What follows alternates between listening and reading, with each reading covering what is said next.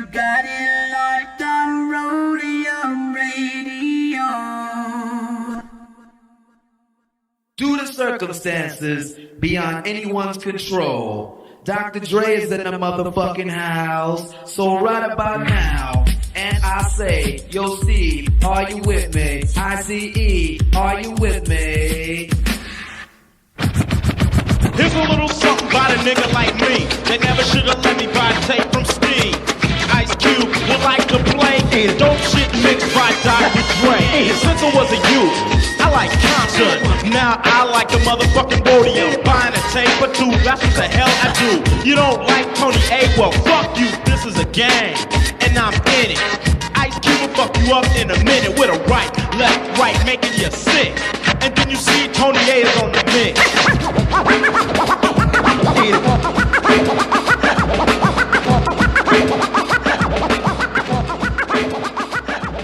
Tony A! Tony A! When you're ready, go.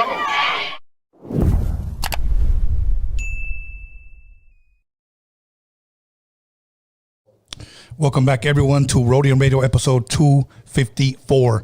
And before I introduce my very special guest, just a few minor announcements. Once again, if you guys didn't watch Drinking with the Wizard the other day, make sure you guys go back on the page and check that out. I had my boy Kiki Smooth. I had my boy Norbert on there. I had my boy Johnny Boy from Las Vegas. We had a great time. And all we do is just drink and we just talk y cotorreamos, you know what I'm saying? So that's pretty much what we do. So I want to give a shout out to those guys and make sure you guys check out that episode. I believe it was episode 6. So check that out. We're probably going to be doing another one next week, but you know, before we get to that, once again, continue to submit your music. Many of you continue to ask me in the DM, how do you go about getting on Roadium Radio? Once again, go to roadiumradio@gmail.com, roadiumradio@gmail.com. It should be up on the screen.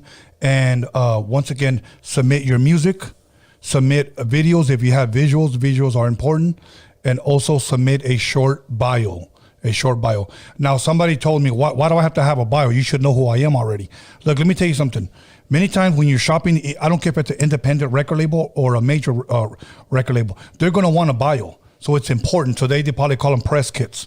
But it's important to have something that identifies or gives your story or what you're doing, who you're working with, what you've done, etc. So it's important. Please submit that. Once again, a bio/press kit, music, and videos. Other than that, you know what? I got a very interesting guest here. I've seen him on many other interviews, but he's never shared his story here on Roadium Radio with you guys.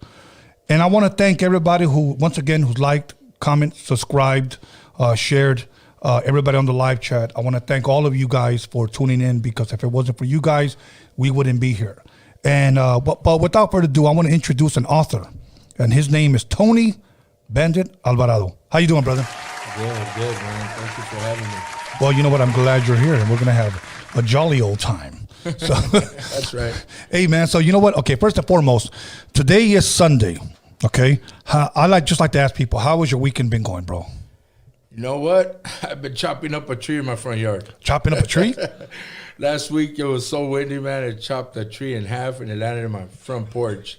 So I've been with the chainsaw chopping it down. That's what I've been doing. Really? Yeah. Okay, now let me ask you this, because I got a bunch of trees around here. And do you ever have to give like an okay, like from the city, or is it, if it's on your property, it's yours? I heard if it's in your property, you could. If it's outside of your property, you know what? Our properties are like sideways in a way. So I don't know. I got my neighbor who happened to sell me the house. Okay. And he was like, "No, you don't need a permission here." So I started just with the chainsaw chopping it down. Okay, because one day I chopped off one on the sidewalk. You know what I'm saying? They never found out. That's the city. Yeah, okay. Yeah, once you're on the sidewalk, it's the city. Yeah. Okay. You need permission for that. It's a fine. Yeah, no, I didn't. Well, I did it on the weekend, so they didn't catch me. But and then another time I needed another tree chopped down, so I just called the city, and then they came down, and then they trimmed the trees. Nah, you just trim it down, and you can't. They'll give you a fine. I know. Yeah, so I called them. But anyways, listen, I know you got some books that we're going to be promoting, but I want to talk about that towards the end. Yeah, other than that, you know what? Just a little bit. Here we have today, I think they're playing right now, Miami and Boston Celtics The winner, Game 7, goes to the championship against Golden State. Have you been paying attention any at all to basketball? You know what? They knocked out my Clippers, man. So once they knock them out, I stopped watching it. I've been writing. I'm not gonna lie to you. I'm writing a script. So Okay. It's once my team's out, I'm done.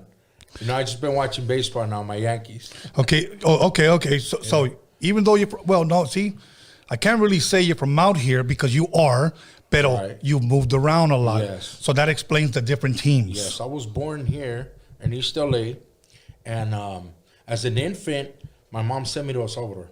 Okay. She sent me to El Salvador. It was rough times for her. My dad had got deported. He was working at a shop. Migra went in. He got deported. My parents met across the street from each other. Really? So when he got deported and my mom sent me to El Salvador, she couldn't pay a babysitter. She used to take me to work. She'd take me to work, put me in a box in a closet, and her manager was cool with it. It's a sweatshop in downtown. And it was cool until I was already getting bigger, bro. And they said, you know what? This kid's, you know what I mean? I was a little corn-fed. Right. We can't have him here no more. So she sent me to El Salvador with my grandmother. You know what? If you can recall, how old was your mother around that time? 9. Well, she had me at 20. Okay. My dad was younger. He was 15. My dad didn't look 15. If you would look pictures of when I was born, he looked like he was 30. Really? He looked more mature. Yeah, no, he was ahead of his time. And a philanderer, though. He was like, you know, one of them. Right. One of them playboys. Right. So when they sent me to El Salvador, I still had contact with my dad because he lived across. Right. It's not even a street. It's like a walkway. My grandmother from my mom's side, and like Candy Corner. I mean, not the house in front, but next to it was my dad's mom's house. So I would get in trouble here. I'd run across the little walkway, and I was there until the age of 5 when I was ready to go to kinder here. Okay. At that time, the Civil War was about to start in El Salvador. Right. So grandma told moms, you know what? He has to go back because we're getting ready to take your siblings back because they were teenagers. Right. At that time, I thought my uncles were my siblings. You know, you're growing up as a baby. I thought grandma was my mom. I had a little rough patch getting used to my own mom when I came here because I didn't believe that she was my mom. Yeah. But yet, you know, it happened. I got over it. Started going to school here like in 80. Okay. I got here in 80. Okay. I was born in 75, so in 80 I came back. Around 86, I want to say 86 or 87, my dad had already crossed the border again, but went to New York. His whole family lives in New York. Okay, that's what I was going to ask because Yeah. you said he was out here, and then he said he had gotten deported. Where did he get deported to? El Salvador. El Salvador. El Salvador. And then from there he went to New York. He actually was born in Honduras because his dad was in the military. So he was born in the base, right? And but his parents like settled in El Salvador. Yes. And so he had uncles that owned body shops in New York. But he went and lived in Jersey, just under the bridge, the Lincoln Tunnel, they call it. Across the Lincoln Tunnel or the bridge. And anyways, he told my mom, hey, I want to see my son on the summer. And I was all excited, right? But mom was like, look, your dad, if I send you, he's going to keep you over there. So I'm going to go with you. One thing led to another, they rekindled. Right. But to my surprise, I did have a half-brother over there. I already knew I had a half-sister in El Salvador. Right. Because when he got deported, I guess he had his neighbor or something, and had a half-sister. So I knew I had a half-sister, now I had a half-brother. Through his side, like I said, he was a little philanderer. Parents rekindled. My mom and I couldn't adapt to New York. It was a different lifestyle. No, you went to go visit, just to go visit your father. I went to go visit my dad. Yeah, but how old was he at the time? Early 20s? You would say he was 26, 27. Okay. My dad. Okay. And I was about 9, 10. Okay. So that's around my brother's first birthday. I remember going to my uncle's shop, his uncle's shop, which I call him Uncle Carlos, right under the bridge. I forget the famous bridge that they have over there. Well, it was in New York. Anyways, they had a party there. My parents rekindled, and they had an apartment on Bergen Line. We had it was in Jersey, close to Park La Uno, the famous park. So anyways, things were kind of shady. My mom says, look, we're going back to Cali. If you want to be with me, come to Cali. So we came like in, I want to say 87. Okay. 87, we came back and settled in the city of El Sereno. Okay, so let's get this. Okay, you were born in L.A. Yes. Okay, you went to El Salvador. You came back. Yes. Then you went to New York. Jersey. Yes. Jersey. Then you came back. Yes. Okay, that's a lot of moving around for a Yes. little boy, man. Yeah. So when we first came back, my mom and I came first. About 3 weeks later, my dad came, and we needed to find a place to stay because we were staying at my grandma's. Okay. So we found a place in El Sereno. Okay. An apartment right next to Sierra Park. I was going to elementary called Sierra Park. Okay. Everybody in El Sereno knows it as murals that you have in the park, in the playground area. Right. I live right next door. In the 80s, just really quick, me and a lot of my homies from here used to go out there to El Sereno because they used to have the bomb disco, high energy house parties. House parties. The house Yeah. parties were insane over there, bro. They were off the hook. You Yeah, know, that's true. And for a lot of people that may not know, for me, East LA, you know, we used to go to DQs. We used to go to the Garfield and Roosevelt games, Yeah. you know, because we just thought it was happening out there. for the bell. They were playing for the bell. Yes, but that was the beginning, I believe, of what all the raves are today. Yeah, You know, I yeah. believe it all started over there. So for those that don't know, El Sereno starts when you take the 710 and where it ends on Valley. That's where El Sereno starts. And another famous spot, once you get off the freeway, you either go on Fremont on up or you go up to Eastern. But there's a famous bar called Tony's Bar right there too. Okay. That was famous. Anyways, them house parties back in the days were off the hook to where, like, man, you go to a backyard and there's thousands. How would you fit all these people? I You know. know what I mean? I know. Because I was kind of like in the party scene and in like 80, I would say about 87, 88.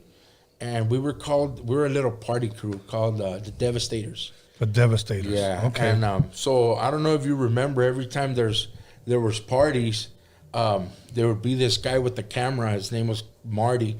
You had the Teen Angel for those that were in the gang scene. Right. And you had the Street Beat for those that were in the party scene. Yes. So if you were in a party crew, you wanted to come out in this magazine. You know what I mean? Right. So one time Marty comes with this camera and he's like taking pictures of us. I think we were in Monterey Park. And we were like, hey, what's your name? I'll put you in the magazine. And we said, we're the Devastators. And he was like, what? He goes, I own the LA Devastators, the name. We didn't know about owning a name and Right. registered or whatever, trademark. He goes, I have the rights to the name, but I tell you guys what, if you guys come along with me, he goes, I'll pay everything for you guys, your suits, everything. Back then, we used to wear the Candyman boots, you know, one brown and one black, overalls, spray painted. And he said, look. Now, for people that may not know, you were a dancer. Oh, I was a dancer. Yeah, Okay. at that time, but when I was from the party crew, I became a dancer. Okay. And Were you when pretty we good? got involved with Marty, we went big time. Like, we were doing opening acts. You know, I don't know if everybody knows who Mellow Man Ace is Right, and right. Kid Frost.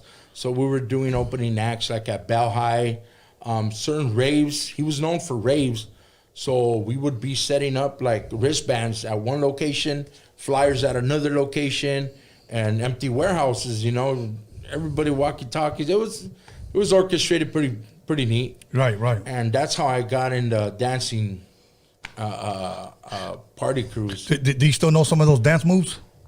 I have. I'm not gonna ask you to do know them. what? I would in the raves. They say I started them little lights, so you start going like doom doom doom doom. Really? You know what I mean? Oh yeah, I was all into that. That was in the beginning. I was giving out these little lights, giving them out, and yeah, getting everybody. Yeah, once you go in, you know what I mean? You know, some taking that little Nas, whatever. I wasn't into that. But anyways, I was at the entrance just giving these out, you know, $2 each. And Right, right. and that's all you can see is the little glows in the dark. But yeah, man, it was a nice time for me at that time. And about how old were you around this time when you were dancing? I would say about 15, 16. Okay. Yeah, Okay. I was about 15, 16. Now I know, you know, living out there, you're introduced to the whole gang culture at an early age. Yes. Were you attracted to that at an early age, or was it You know more of the what? party thing first? I wasn't. My best friend, though, growing up, his name was Ricky. His parents were from the hood. Okay. Mom, I think from Hazard, dad from Sereno.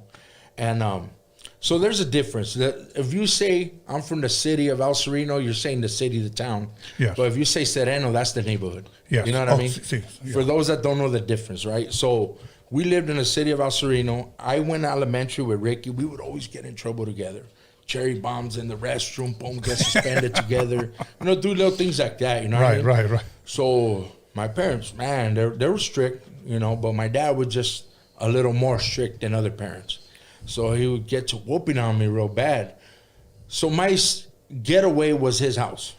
I would always just run to his house. Okay. It was like a block and a half away Okay. from where we lived. And his parents already knew, man, they whooped him again, you know what I mean? Because we used to go swimming. They had a swimming pool. So Right. taking off the shirt, they was like, damn, what happened to him, you know what I mean? Oh. So they got to learning how the discipline was at my home. Was your father? Because I had heard on another interview that I saw that these weren't, from what I understood, and correct me if I'm wrong, these weren't just regular whippings. Yeah, they weren't, man. They weren't like I'm gonna get a belt, you know what I mean? Right. It would maybe start with the belt, but then it just got like hands on, like until he knew I wasn't moving no more. It was just bad. It was bad. You know, okay, like my father only one time hit me with a closed fist. And I was around, I want to say maybe 15, 16 years old. And that was because I tried standing up to him. And Yeah, that's a major disrespect back then. The old school people. Yes, yes. You don't do that. And believe me, he chin checked my ass. And I'll be honest too, I was dazed and my knees wanted to give up, but I was trying to act hard. Yeah. You know, and I just close the door and get out. But really, you know, my legs were like spaghetti. They buckled. Yeah. And after that, I never ever disrespected my dad again, you know. But now, when it came to discipline you, was it just because you got in trouble, or was it because you disrespected him, or? Nah, it was because I got in trouble. Because I would never disrespect my dad. To this day, I would see him. I won't talk back. Right.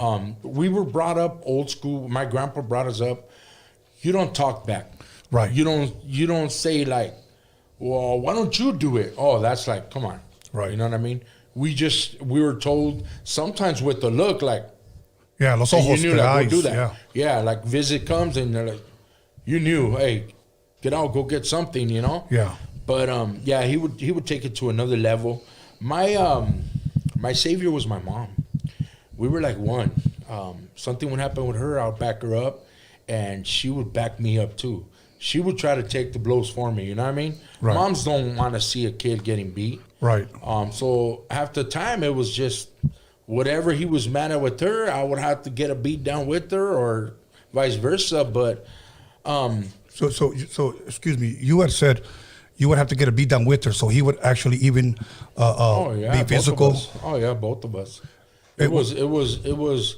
I don't know about his anger, man. We thought it was the alcohol at one time, right? Because he used to drink, but nah, it was just him. Period. It would spark him up. You know what I mean? A neighbor just reached out to me, and I was gonna tell him like, hey, why don't you guys ever like, not to like call the cops, so why don't you guys like, you know, hey, what's going on in there? You know? Yeah, Why something. don't you stay quiet? Like, you know what I mean? If I know my mom's the type that she sees something, my mom's gonna say something. Right. Hey, leave that girl alone. You know what I mean? Right. But yeah, we didn't have the help back then like that. Even, and it sucks to say it, but even the cops would come and it's like, they wouldn't do nothing, man. It was like, okay, well, we didn't call you guys. She would even defend them at times, like, we didn't call you guys. What's wrong? Beat up, but they were just like, no, well, we had a call, and they would leave. Or, you know, cook breakfast. It just sucks. That I would talk crap to him. I'm not going to lie to you. I'm like, damn, like that? You know what I mean? Like, Yeah. but I think with my father, I think it probably would have gotten to that level with me. But I have 4 older brothers and 1 younger, and 4 sisters. So I was one of 10. And my oldest brother, this guy was 6'4" with an afro, so he looked like Glass Joe from I had an afro from Punch Out. too. Yeah. So he used to always like stick up for us, like, because my dad wanted to hit us with closed fists as kids, and my brothers were always like, "You're not gonna hit him like that." Yeah. See, I didn't have nobody like that. I had an uncle. Towards the end, he started breaking doors down, like, "Hey, leave him alone." Or last incident that I remember was when my dad broke something over. He either broke or stabbed her on top of the head, and it was like, dude, me and him in the middle of the street fighting. My uncle came. That was like my protector at the time, because I remember I was 15, he was 15 older than me, and so he was in like 31, 31. You guys were throwing blows in the street? Yeah, in the middle of the street. That was like the last straw. Besides, when I came back, I tried to come back, and I found out, I had one of my grandmas, so over the weekend when they released them. They released them like in 5 or 4 days. So I was going there to pick up my clothes, and I seen all my clothes like torn up. Anyways, and this is not to down talk on my dad or anything, trying to make him look dumb. But this is what happened, you know? He had tore all my clothes down in little pieces, and I was like, what? Then he brought out a strap, put it to me. That was it. I pushed him off, and I ran to my friend's house. And that was it. That was like one of the last times I had seen him. Wow. And I kind of felt like this is the person that's supposed to be protecting me and doing this to me. My refuge is my friends. You know, now let me ask you something on the other side of the coin, if you will. I would like to think there is. Is there any moments that you spent with your dad, maybe quality time that you do cherish? You know what? He was always into buying me shoes. Okay.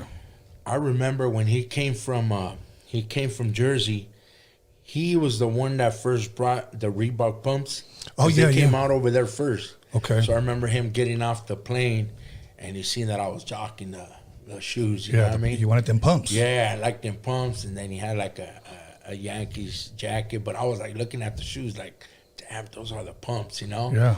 And then I said, Dad, you know, I want to try them. I want to see the pumps. And I remember right there in the airport, he sat down and we switched shoes. Right. I was just pumping. I was letting the air and pumping them. That was like, you know, one of the times that I remember all the time. Like, damn, that was pretty cool, you know? Yeah. And he took them off and gave them to me in the airport. Right. And yeah, that was one time. We had several times where he was proud of me. I used to play soccer, and he would have little side bets, and he, like, you know, I would win. He would come up, but there was some. I'm not gonna lie, but the majority of times it comes Friday, man, we knew he was gonna start drinking.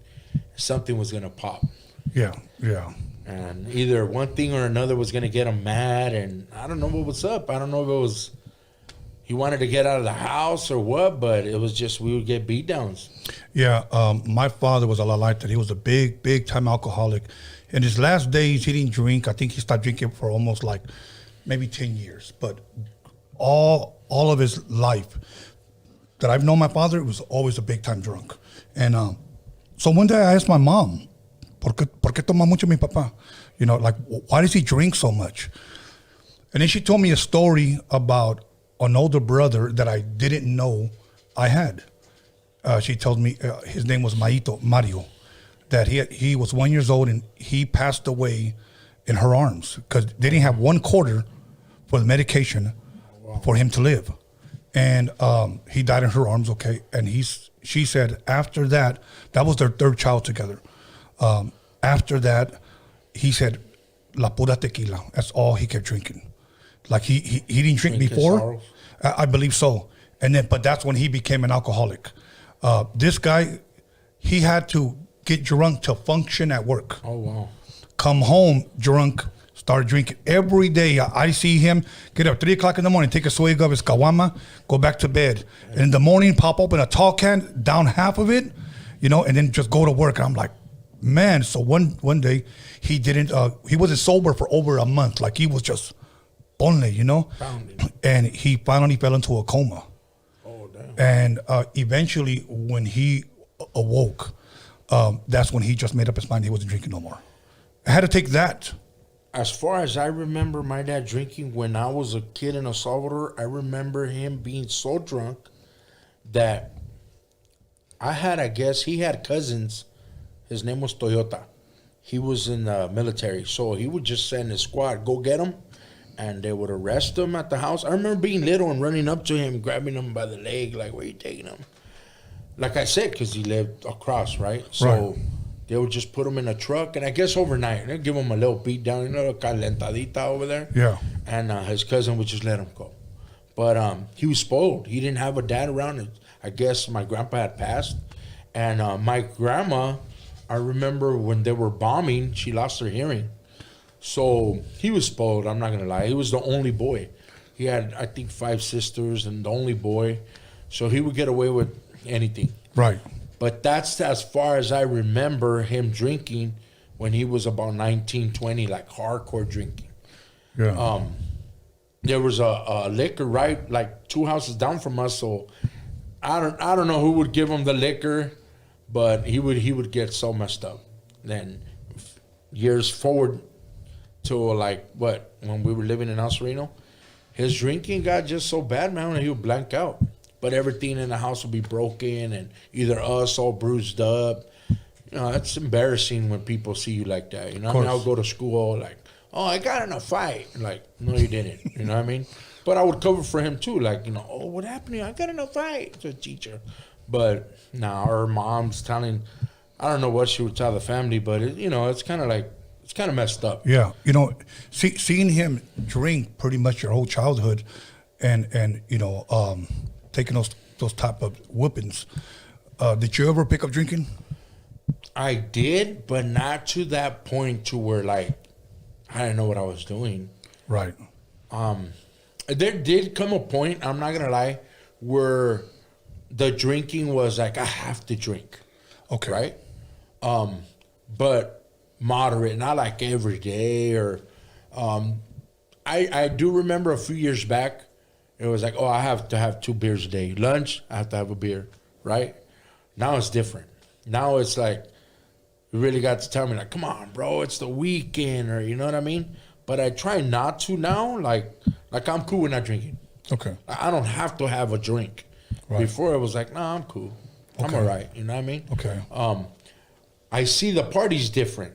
I'll be at a family party now, and now I see everything that's going on. Before, I'm buzzed, I'm focused on what's going on here. But there might be something funny here. Now I enjoy the party more. It's weird, but the last family party we had, all the cousins at my brother's house, I seen everything that happened, and I enjoyed it. I even enjoyed it a little more. You know, there's different type of, people, different type of behaviors when people drink. For an example, I've seen people that they drink and all their fucking problems hit them all at once. They start reminiscing on what happened last. Yes. Yeah. I want to kill myself. I got nothing going for me. This cat did this to me. Yes. And then you got the people that get the beer balls, right. the beer muscles. They want to fight. They want to fight the whole neighborhood. Yeah. It's like that liquor told them, fight the whole hood. And that's what they want to do. Yeah, and then there's people like me, to be honest, too. I get real lovable and I get generous. Come on, bro. Vamos a comer mariscos. Let's go eat. Yeah. My son's like that. That's the way I am. Yeah, and then there's another one, which I'm still learning, that just black the hell out, lose their phones. What happened? Yes. What where's my wallet? Like they just. Somebody took it. Yes, bro. It's in their sock. Somebody took it. They just black the hell out. Like you drink to black out? Yeah. No, the way I drink, I like not capping on people, putting them down. Right. Being funny. Of course. You know what I mean? I think that, and I'm not, some people, my wife will say, you're not funny at all. but everybody else is laughing. But to her, it's all like an old joke. Right, you know what I mean? Right. But for the most part, she's like, okay, Tony, shut up already. You know what I mean? They're not that funny. Right. But it's her thinking, oh, females are going to laugh at a joke. That's how she is. Right. So I seen a meme one time. Okay, I seen a meme that said, like, say a girl likes you in the very beginning. Get beat up. Yeah. When I get home. a girl will say, "Oh my God, you're so cute. You're so hilarious." 6 months later, you're into a relationship. You're annoying. Yeah. Okay. Yeah. That ain't funny no more. Yeah, that ain't funny. It's all good. So listen, here's what we're gonna do. We're gonna go ahead and take a break. We're gonna come back in 10 minutes. I want to pick up where you left at 15 years old. You no longer saw your dad, and you went to go live with a good friend, if I'm correct. Yes. Okay. So we'll be back, everybody. Once again, call somebody, text somebody, slap the shit out of somebody, and let them know that Bandit's in the motherfucking building. And we'll be back in 10 minutes.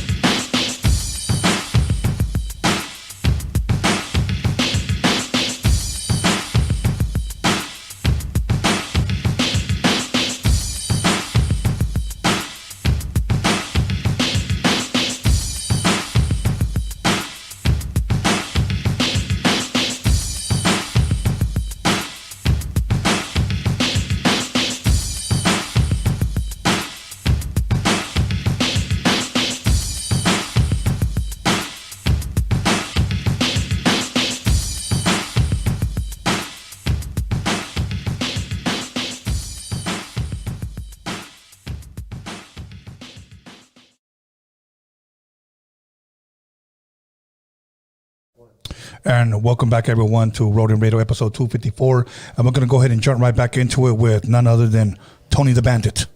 So how you doing, brother? Alvarado. Good, man. You having a good time? You enjoying yourself? You know what? I was nervous at first. Now I'm comfortable. That's good, man. Now I'm good. Now I'm not going to stop talking now. No, it's all good. It's all good. That's what I want. That's what I want, man. You know what?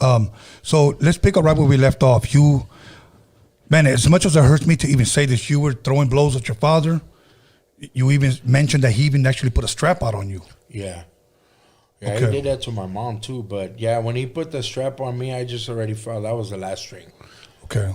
I'm out of here. So you ran off and you ended up staying, if I'm correct, with a close friend, if I'm correct? So my first close friend was Lisa Calderon. Just recently, I just found out that she passed away of cancer several years. I should have looked for her sooner. But there was a first family I ran to because she lived in the corner apartments from us. Yeah, it kind of hit me, man, when I heard she passed away. But it was my other friend, Ricky, who... I had two best friends, a girl and a boy. And they happened to like each other. So I moved in with her. Her mom kind of took me in. And she was a single mom. She worked at the elementary. She went up to my dad and she says, you know what? You ever put hands on him again, I'll get somebody to beat you up and I'll call the cops on you. He left me alone. She moved to Boyle Heights about 2 months after. I moved with them. It's awesome. And it's just in Boyle Heights, it was more like, it was crazy around Cesar Chavez. It used to be called Brooklyn before. Okay. Now it's Cesar Chavez. Back then it used to be called Brooklyn. And, you know, there's always something happening there. But for the most part, I was cool. You know, neighborhoods there didn't have beef with us. So, but I moved with Little Ricky. I moved with them, and it was just I felt more at home, and I felt not that I felt safer, but at that time I was already kind of like toying and mingling with this little prospects of Sereno. It was called Guardia Street. Okay. Bunch of little street punks, you know what I mean? Right. And Chino was already there. Ricky, they called him Chino already. And you know, I was always with them. So one thing led to another. I started being from Guardia. I got jumped in, and that's where I started knowing about the gang life. Right. And now, let me ask you this. When you got jumped in, about how old were you say? 16. About 16. Now, let's just say that because, you know, you're author of 2 books, 2 positive books that are helping changing lives. When you look back at your life, if you can go back and talk to that 16-year-old and you had maybe 15 minutes to talk to him, what would you say? Being what I went through, honestly, man, I would try to convince them in the way where, like, look, man, I was just like you. I cannot take that. You don't want to take that road because it's like you ain't going to come up. There's nothing positive in it. You could try to make it positive, but there's nothing positive in it. To be honest, once you get in the hood, like, if you ain't up there, you're not gonna be anybody. To be honest with you, you're gonna be used and abused, right? I'm not here to advertise violence or anything. In fact, I feel that if there was more people of our era to teach the young era of now and tell them, look, I went through it. I know it's cliche to say it. You know, right. I went through it. You don't want to go through what I went through. But literally, it ain't fun in games. It ain't fun in games because when you actually face some time, that's when you realize this is not the life that you want to choose for yourself. Right. A teenager, it's fun in games at first. I'm not going to lie. Because I put myself at that age, it was fun in games. Parties, girls, you see the older cats, nice rides. It's all good, but when somebody gets hurt close to you, then it affects you. You know when you lost somebody over that. And yes, anger comes within you. You want to get revenge. But at the end of the day, when you're sitting in a cell, actual cell, you're like, man, where did I go wrong? What decisions I made? your whole world comes tumbling down, and it's one thing after another. You're like, maybe you don't have to be watching your back all the time because, you know, some of your friends have your back in there. But if you have some troubles, man, everything comes out. You know what I mean? Yeah. My advice that I would give that, it's look at what I went through. I have scars to show you. Like, dude, I lost my best friend over this. I can't bring him back. Right. You know, right. And you wouldn't want to be celled up with the person that took out your best friend. Yeah, you know, there's a thing that goes around, I believe. I don't know if it still does, but at least during that time that we're talking about, there were kids here, and I'll just speak for the people that I knew here in my neighborhood, that it's almost like we had the mentality, if we don't go to the pin, you know, we're nobodies. Yeah, that back then that was it. Like it was like a goal. It was like going to the Super Bowl. I got there. It is. I mean? And Yeah. yeah, it's nothing nice. I guess not everybody goes through the same obstacles. Right. Okay. There were some things that happened along the way when I was banging that made it even harder for me, right? But regardless of the fact, if you talk to anybody, ain't nobody glorifying that they've been there. I can assure you, out of 20, there's going to be one, maybe one idiot that will say, oh, yeah, no, it's fun and games in here. Bullcrap. Yeah. He's in there suffering, watching everybody else eat a sopa, and he ain't even got toothpaste. You know what I mean? It ain't fun. No, you're right. It ain't fun. Yeah. So okay, so you get jumped in around 16. Did you finish high school? You know what? No. I finished my GED when I was locked up.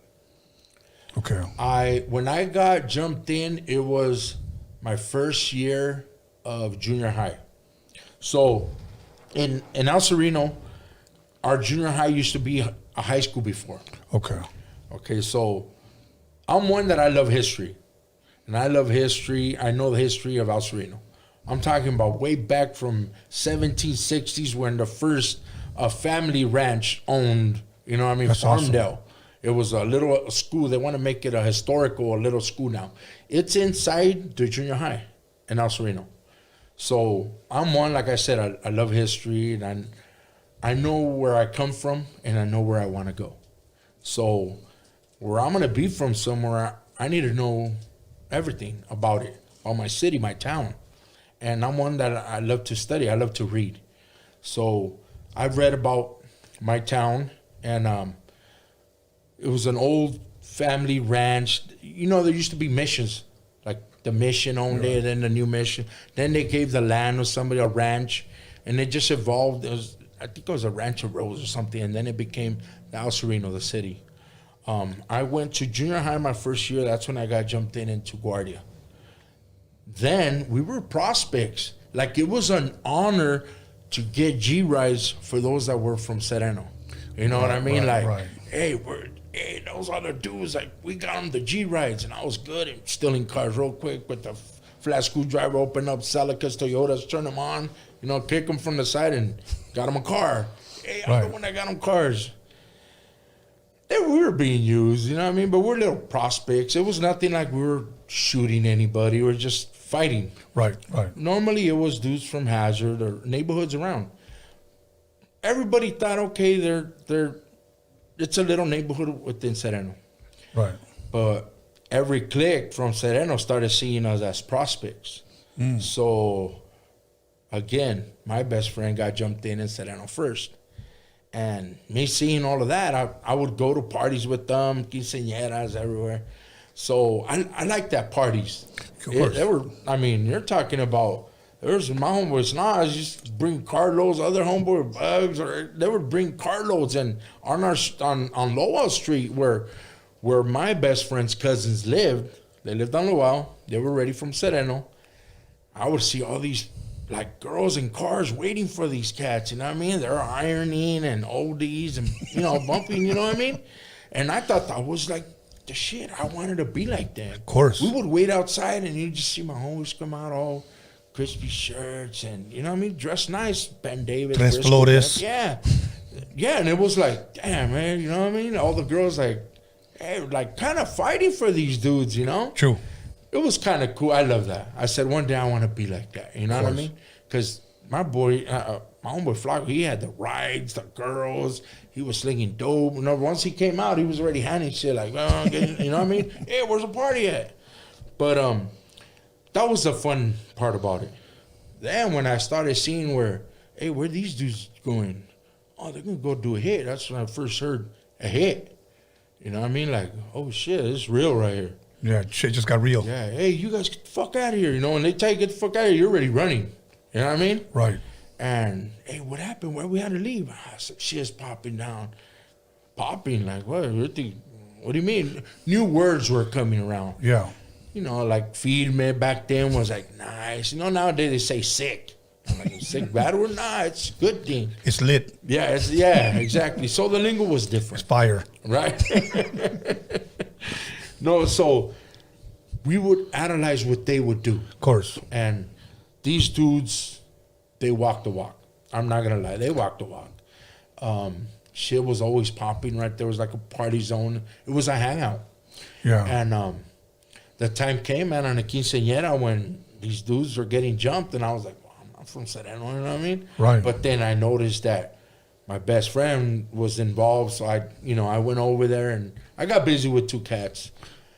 One had a knife. They were brothers I was fighting. I think it was somewhere in Pasadena. Anyways, at this quinceañera, we go back. We got picked up by Chino's dad and some bomb. We thought we were the shit. Back then, his dad used to bump, what is that, a lighter shade of brown.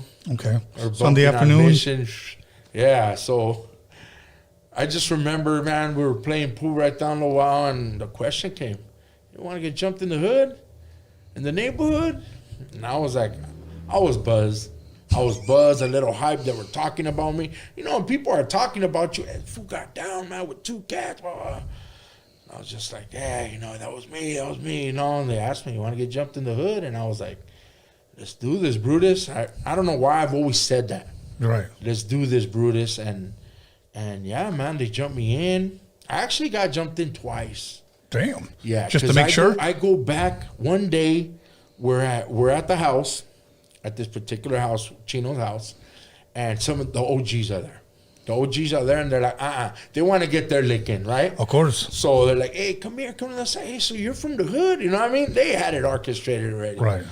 I just remember, man, fucking getting jumped in. So I felt like, all right, I'm really getting jumped in now. You know what I mean? Right.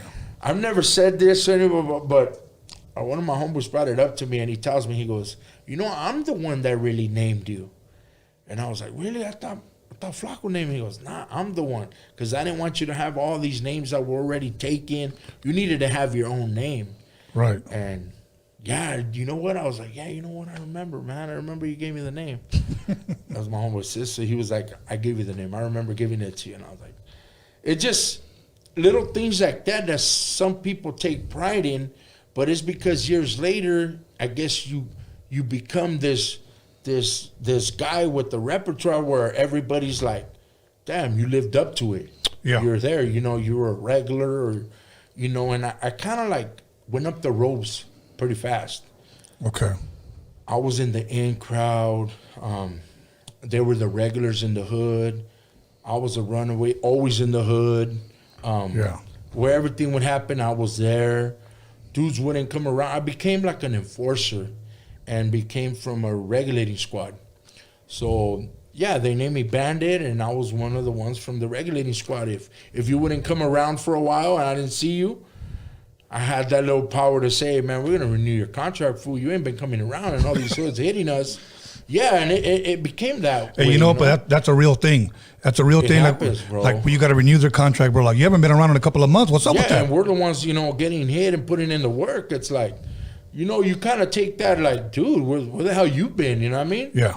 Staying home this whole time while we're getting hit and, you know, was getting shot. We're the ones putting in the work, and you want to come and party on a weekend. Claiming the hood from home. Yeah, no. Weekend warriors, I'm cool with that. Yeah. Well, it's like people just claiming the hood online. Yeah.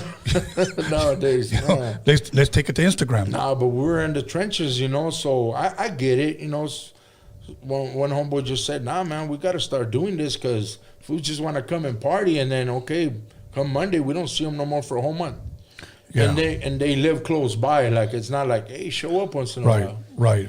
But I guess is it safe to say for people, let's just say that are not from California and they're listening to you, is it safe to say that that's something that that you just can't be from a neighborhood and expect to be a weekend warrior or once a month guy? Not just because you hit one home run, you get one home run and then, I did my part now. I could shellac for a couple years. Nah, brother, you get. It's a 24/7 type of thing, Yes, that's the way. The philosophy for us, that's the way it was. Yes. And don't come around high either, because you're no good to us. You know what I mean? You're all pendejo. Yeah. So I had my boys were like, nah, don't come over here all fucking stupid. You know what I mean? Because you're gonna get your ass kicked. Don't come around high. Yeah. Even though we're over here slaying, but we don't condone that. You know what I mean? You have to be in your right mind and. Right. To handle business. And the reason why I wanted to touch on that is because there are people that watch this podcast that are not from California. Right. Some people from Germany, some people from Brooklyn, from all over the place that watch. And they may not they think maybe he got jumped in, he's in. But with being jumped in, there's some responsibilities. Oh, yeah.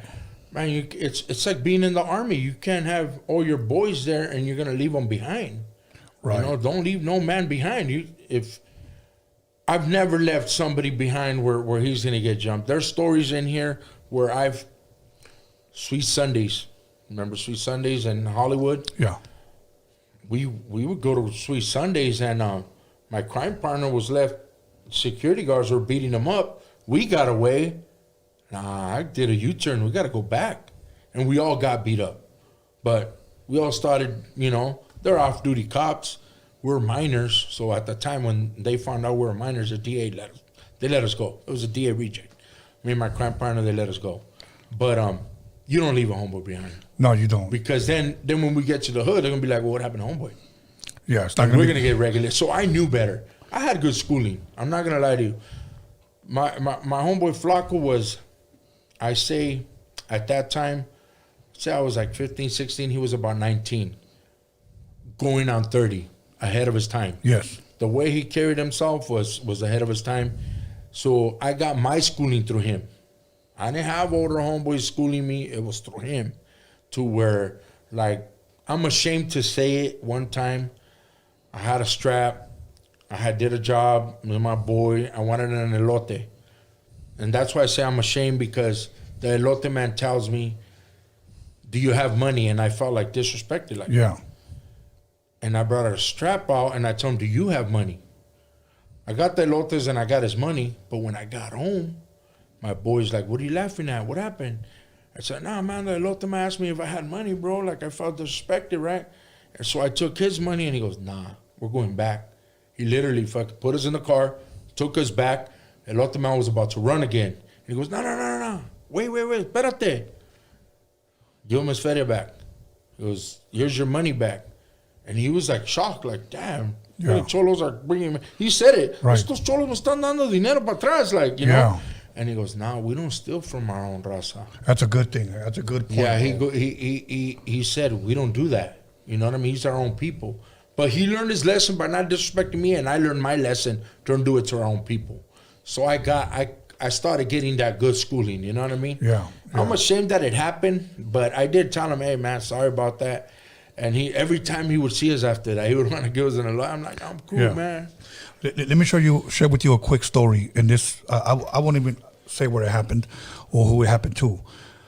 There was a guy that bought a paleta from a paletero, okay?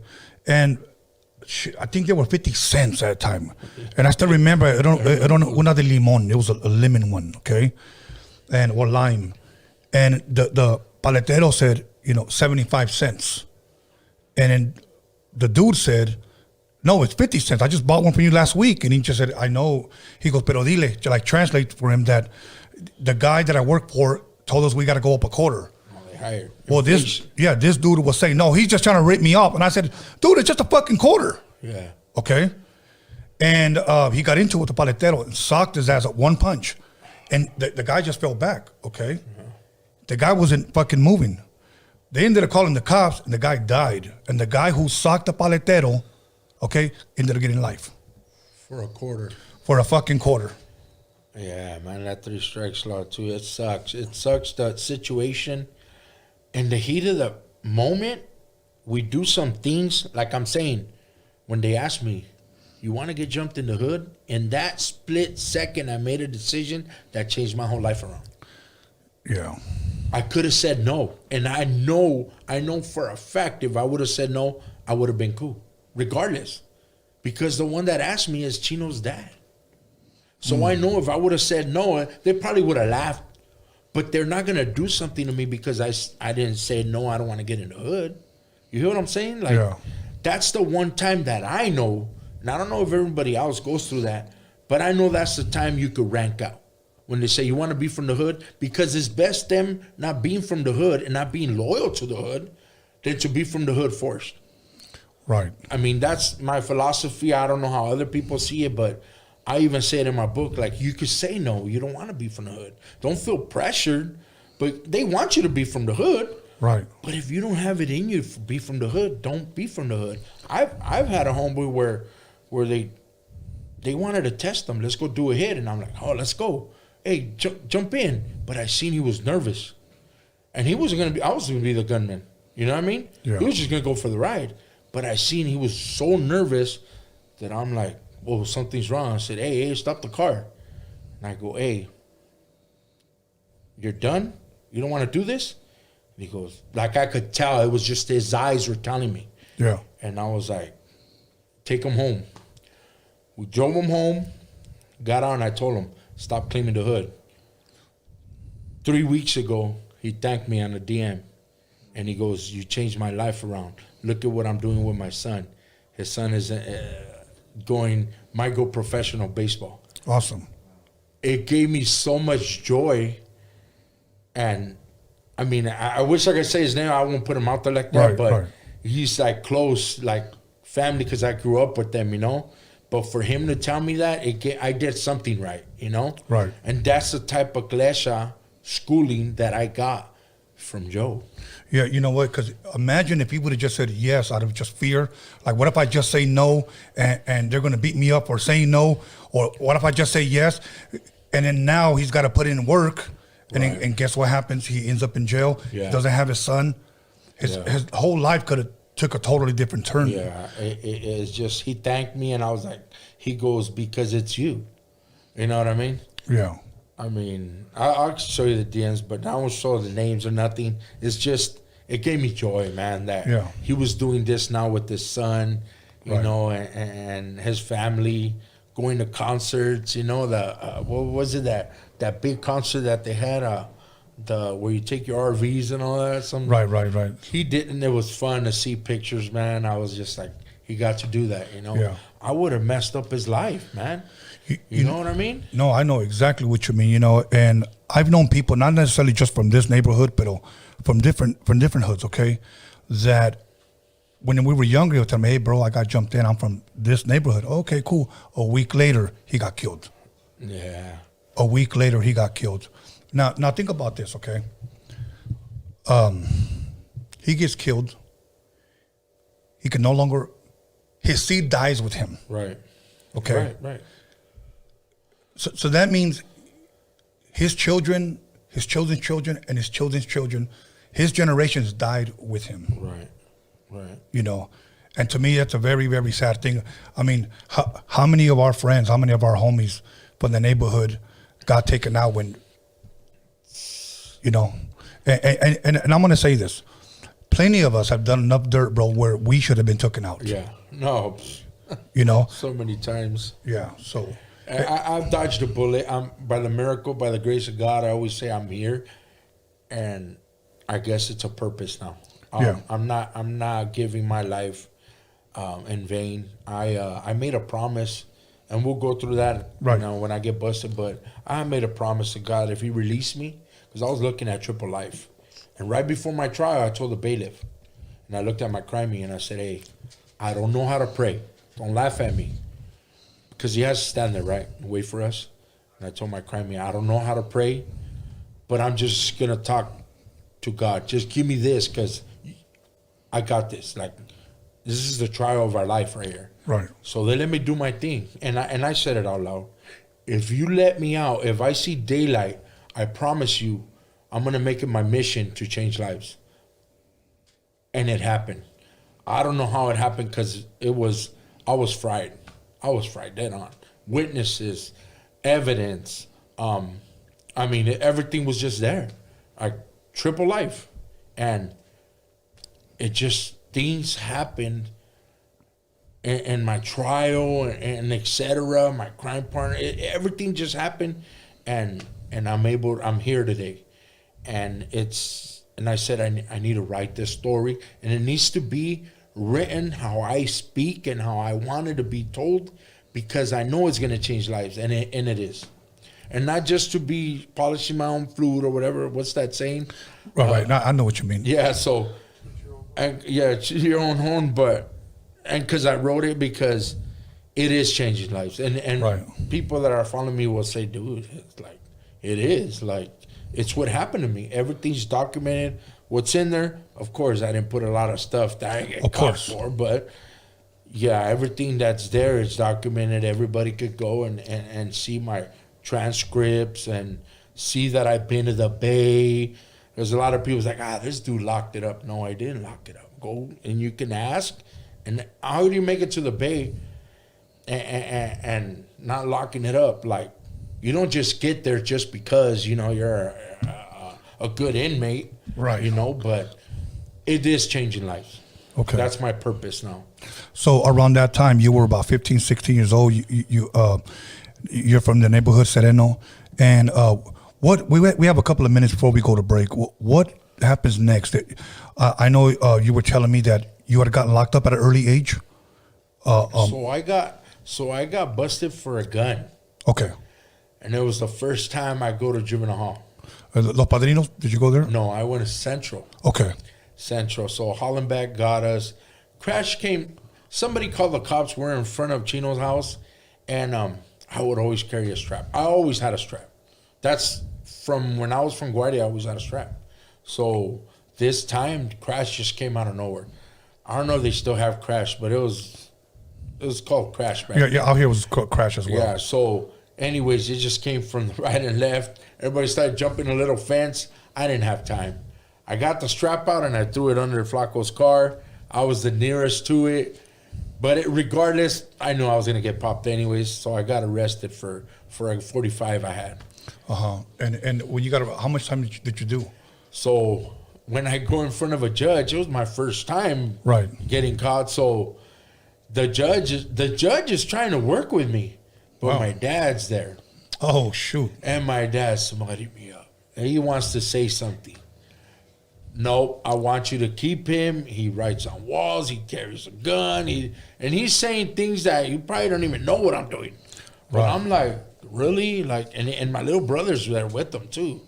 So I'm kind of like, no. And the judge's all like, wow, man, I can't really give him time. At that time, my public defender goes, you got to take a deal. You got to take a deal.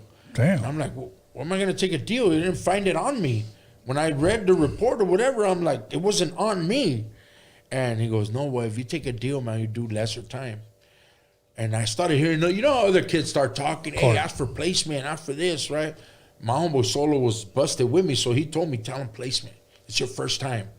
And so that's what I jumped for, and I said, well, Judge, can't you just give me placement? At first they scare you with YA, and I'm like, damn, I don't want to go to YA. At that age, you don't want to go to YA. So I'm like, can you give me placement? He goes, yeah, you know what? I'm going to give you placement. And for a year, right? And that's where I went. I went to St. John's. Okay. They sent me from there to, they sent me from Central to Wade transfer or whatever for them to pick you up. Right. I went to Sylmar. Okay. And in Sylmar is where I get the bad news that my best friend dies, which is Joe Flaco, the one that taught me. Yeah. That would teach me the ropes and took me to the elote man back. Right. That hurt me. That hurt me because it was more over street politics within my own hood that kind of got them taken out. But that's when I started really learning, like, oh shit, we're really in some deep shit. You know what I mean? Yeah. Okay. Listen, we're going to go ahead and press pause right there. We're going to come right back. I do want to talk about the triple murder that you were talking about. and then we're going to jump into the books. Okay. Okay, everybody. Once again, call somebody, text somebody. You guys know the rest. Once again, Tony, Bandit, Alvarado is in the motherfucking building, so make sure you guys come back, okay? See you guys in 10 minutes.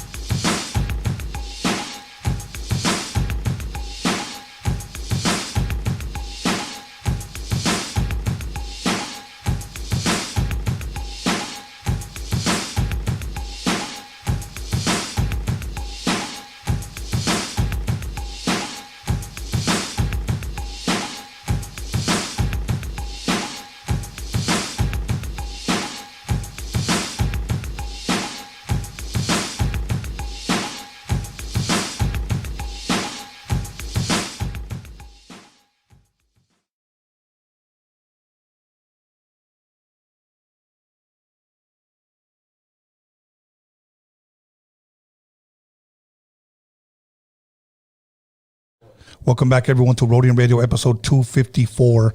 And we're going to go ahead and jump right back into it with, once again, Tony Alvarado, also known as Bandit. So, Tony, really quick. I'm trying to remember the year, man. I want to say it was definitely early 90s.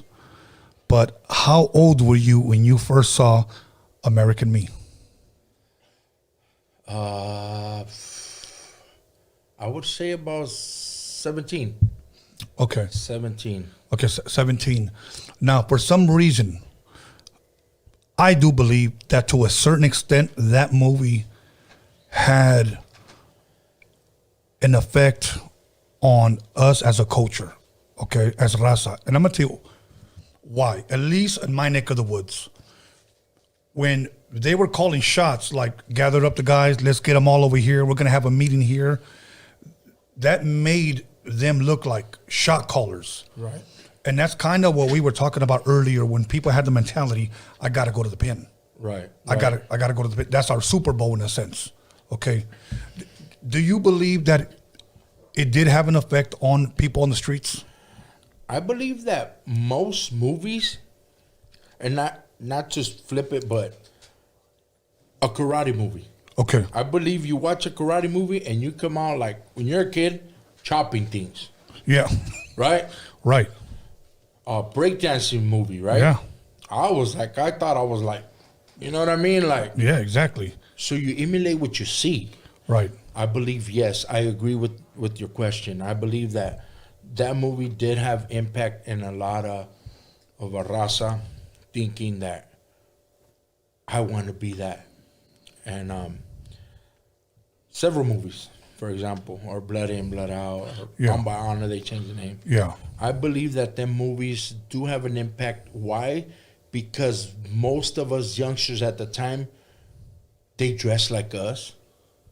They talk like us. So that's where we're most likely going to end up at. So through word of mouth, hey, you got to be hard. So that's what they're acting. They're actors, but we don't know the difference from an act and reality. We know the difference, but we can't tell them apart because we're so zoned in the movie to where that's what we want to emulate as a kid. Right. It could be one reason or another. We don't have that figure father that's on us. Hey, what is he watching? You know, hey, don't watch that. Or, for example, my wife and my kids are like, don't watch WWE or WW, whatever they call it, right? Right. WWF back then. Yeah. Because they're going to want to be wrestling, breaking each other's neck. Exactly. Yeah. So, yes, I agree with you. I think that movie did make an impact in our culture. It did. You know, during that time, I was doing shows and I was traveling. And the majority of the shows that we were doing, whether we were in Detroit, whether we were in North Carolina, we came across a lot of white and black people because I was traveling with pretty much High C, Second Tenant AMG, DJ Quick, you know, a black crew, okay? I was the only Chicano in the crew. So when people would see me and knew that I was from LA, that was the number one question was, is American Me real? Is that the way it is for you guys? And I said, well, I'm going to answer for myself. I can't answer for all of LA, and I won't do that. Right. The next question would be, believe it or not, this is early 90s. Is it true that Bloods and Crips really kill each other over a color? I mean, and you want to say no, yes, yeah. But it's reality. It's reality. It's reality. You know, but it's true. I remember because I was when LA had, when I was traveling, Right. Hey, you from out there, so American Me is real? Right. And you say, yes, and then the same thing you want to say, not exactly, Yeah, right. but Right. it's hard to give it, but other than yes. Right. You know. And there's a lot of people that, you know, or let's just say a lot of youngsters when they get into hood, they don't even know the history of why they're fighting another hood. And it could be because it all started over a girl. Everybody says And then that. that beef turned into something else and it evolved something. It got bigger than what it is. Right. I know the history of my hood, how we started, right? Mm-hmm. And I could just say like, wow, like I was there when it happened. I'm ashamed to say it when it happened, but it's like, dude, it split us up. It split us up where I found myself at a time like, those are my best friends on the other side. And like, damn, we're forced to like not like each other. To this day, I got love for some fools on the other side that it's like, man, they never did nothing to me and I never did nothing to them. But one day it just split us up. You know what I mean? Like an earthquake came and there was a crack and you're on that side and I'm on this side. Like it's messed up. But movies do have impact on people and especially the youth. It's not that they don't know better. It's just they're not wise enough or lived through enough things to know, man, that's not for me. Right. You know what I mean? Right. Okay. I just thought it was important to bring up because, you know, it was funny because when that movie came out on VHS, me and my brother, you know, we were staying together. And that movie was on regular rotation. You know, put the movie on, eat breakfast, eat lunch, eat dinner. And we were watching the movie. When I seen it, it even had the words that you couldn't even rent it out. Somebody had got it before it came out. Mm-hmm. And when they put it on, it was on my homeboy Chino's house. I remember looking at it and I was like, what's this? This is a pretty cool movie. It's a trippy movie. We were in the couch like, you know, tripping out on it. I was already from the hood. So, and I remember who brought it, you know, he lived somewhere in he brought it and he slapped it on. It was VHS. There was letters in the bottom, yellow letters. And it wasn't a subtitle thing. It was just that, you know, not to rent it. But I remember around that time because there was rumors going around. The neighborhood next to us was Hazard, and I was hearing negative stuff. Dudes were getting killed over it, and it was like, oh, damn. This is a real deal right here, you know? Yeah. And as a youngster, you sometimes, like you act like you don't care, but you really do. Yeah. Really do, because it's hitting close to home. These cats, we were going to junior high with them. They would bring Hazard and buses to our junior high because they didn't have a junior high. Right. And that's another thing about my city. Not to go on to something else, but we have elementaries, junior high, a high school, and a college in our city. So on a positive note. Yeah. But on a negative note, the violence was overtaking some of the positive stuff in our city, you know? And it was because sometimes the movies, or some people try to say over music, or you know what I mean? But it's on who's around you to tell you, look, man, this is reality and this is a movie. Or it did happen back then, but you're not going to be like the movie. You know what I mean? You're not a movie character here. Right. But you have a choice, you know? Yeah. I remember as a kid, I saw Boulevard Nights. And now that was my brother's movie because he was from a hood as well. And when I saw it as a kid, like, I'll be honest, I was like, everybody's a puto, you know, fuck you, puto, you know. And I was like, it seemed like corny, right? It did, bro. Right. And I was like, I just don't get it, like, but that was my brother's lifestyle at that time. Yeah. So and he understood it, right? And it was the first of its kind. So we go to drive-in, eat cheap driving pizza, you know, and I'm just sitting there fucking with that speaker blasting right here, bro, and then fuck you, puto, what's up, puto, you know. And I was just like, I don't get it. Yeah. But one thing I will say that because Danny De La Paz, who played that guy Chuco, after that, this is the impact that I saw. Every neighborhood had a Chuco now. Yeah. Because of that movie. Yeah. You know, and like I remember one of my boys got jumped in. I was like, what do they call you? Chuco. And I was like, okay. We had one too. Okay. So I have a picture in the book of one with. Yeah, you know what? It's just back then them names. You know what I mean? Were those were the names, right? Flaco or Chuco. You know what I mean? Puppet, right? Very true. Very true. I remember one time I almost got my ass kicked. Okay. But I was honest. Everybody used to hit up like soy, like I'm soy flaco. Soy, you know, soy bandit. Yeah. And I saw the homies hit up their names, and on purpose, when nobody was around, I put soy sauce. Okay. Hey, who's sauce? Well, they found out it was me because the writing was all fucked up. Dang. And I just admitted it, and I said, yeah, it was me. Sorry. So, soy sauce. Anyways, all right. Let's talk a little bit about you facing those charges. Take us back to the very beginning, as much as you can give us. All right. So, as I was going up in the ropes, I started hanging out more at Lowell. It was a hangout. Yeah. It was a hangout. That's where my dog, you know, that's what we call our best friend. That's where his cousins lived at. And like I had said earlier, it was a place, it was a party. So I hung out there with them. Right. When I got in the hood, I started hanging out more with Flaco, his brother, and Bugs. You know what I mean? That was our crew, Dreamer. It was us four. You know what I mean? And street politics started coming because our boys were selling a lot of dope. They were selling dope off the hood and our street. And like anybody neighborhood, every either clique or hangout, so dope. That's what we knew. Yeah. That's what everybody knew there, right? Yeah. That's what we did. And but politics started coming in from prison or wherever it's coming from, and they want their portion. And me not knowing the severity of it, I'm just riding along with my best friends. Ride or die. That's just the way I was. I'm loyal. Right. And they're loyal to me as well. So one goes down, we all go down.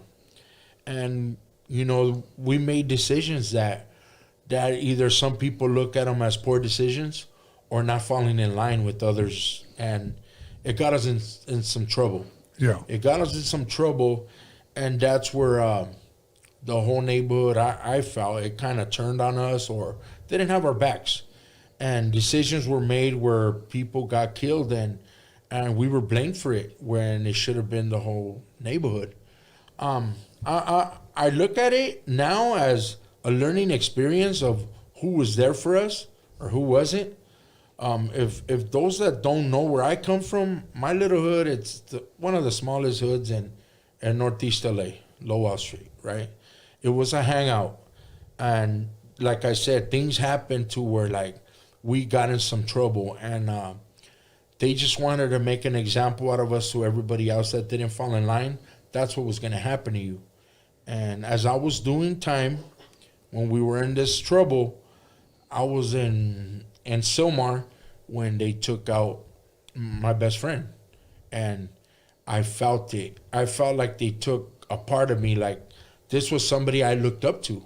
Yeah. Like a big brother, you know, he took care of me now. It wasn't everywhere I went with him. If he slept over his girlfriends, we all slept in the couch in the living room.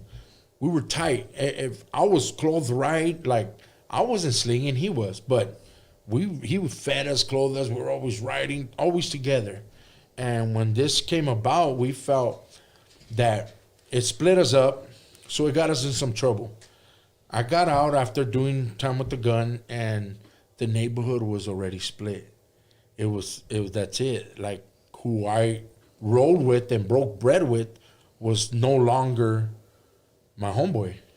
I only had these few cats, and when I say a few cats, I'm talking about 6, 7 of us that we could count on to be there with us. So when we made that decision to just say, look, man, we're just gonna claim our street, and we're gonna let go of the part of saying we're part of Sereno. That's when things got even more heated. Other things started happening where we were not kind of recruiting, but it was family members of homeboys that were, you know, eventually we're gonna get in. There was little tagging crews were coming around. Yeah. Tagging crews started having green lights. So a neighborhood started messing with them. They started getting in with us. But it just felt hurt. I felt hurt. I'm not going to lie to you. Having to bang on people that I grew up with. It just felt wrong. It felt like if I knew I could talk to somebody, I would have, but we were young. Yeah. Our clique was young. We didn't have older homeboys to talk to and say, hey, speak up for us. Nah, they had the older homeboys. They were the ones that, you know, could communicate with whoever. I was still, like I said, coming out of juvenile hall. What am I going to know? Right. You know? But, yeah, when that started happening, years started passing. It wasn't about fighting anymore. Now we were literally, like, shooting at each other, shooting at each other's pads.